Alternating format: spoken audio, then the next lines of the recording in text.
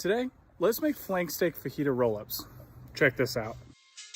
Well, first off, I ended up calling these flank steak fajita pinwheels instead of roll-ups, but who really cares? We're gonna start by filleting open this whole flank steak, cutting right in between so that we can open it completely up and making more surface area. We're gonna lather it down with a little bit of canola oil, and then I'm gonna season it using my chipotle garlic seasoning, making sure that it gets thoroughly everywhere, especially on the inside and the outside, since we want flavor on all parts of the steak.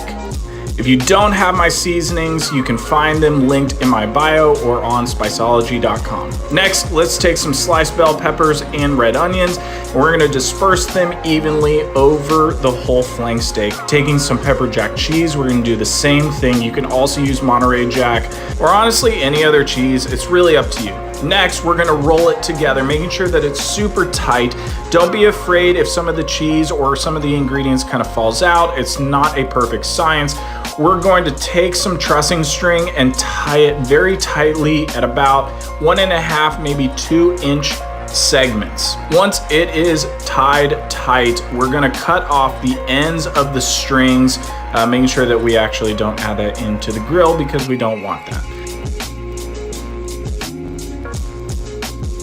Once we're ready to go, it should look something like this. And we're gonna preheat our fire, adding some lump charcoal, a little bit of mesquite wood chips. I'm gonna cook this guy at about 275 for about an hour, looking for the internal probe to hit about 125. That's when we know it's gonna be about medium rare. Once we are at that stage, we're able to pull it off and let it rest for about 10 minutes. I'm gonna move these grill grates on my Oklahoma Joe Judge, adding some enchilada sauce to heat up.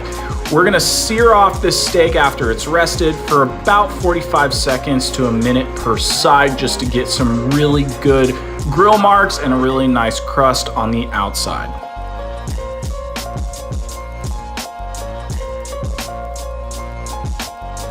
Once it has been seared off, we will pull it off, let it rest for maybe 30 seconds just to admire it, or maybe get some videos of it like I do, showing off that chipotle garlic seasoning.